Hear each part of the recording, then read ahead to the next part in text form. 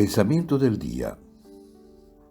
Viernes 6 de junio.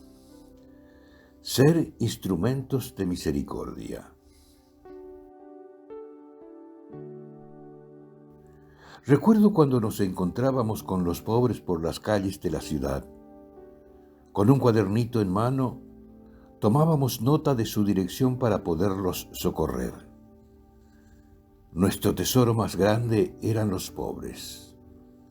Eran Jesús. Lo hicieron conmigo. Y en consecuencia, el Espíritu nos inundaba con luz, porque a quien me ama me manifestaré.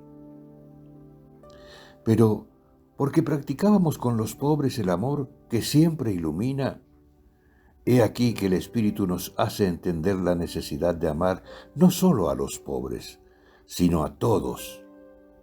Ama a tu prójimo como a ti mismo, sea quien fuere.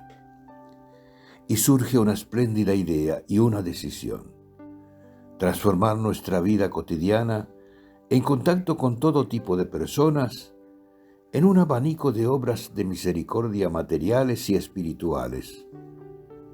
Porque también aquí vale, lo hicieron conmigo. En cada uno de los hermanos que pasaron a nuestro lado, veíamos a Cristo pidiendo ayuda, consuelo, consejo, amonestación, enseñanza, luz, pan, techo, ropa, oraciones. Vivíamos en el momento presente la obra de misericordia que Dios nos pedía. Chiara Lubich, El amor al hermano, editorial Ciudad Nueva.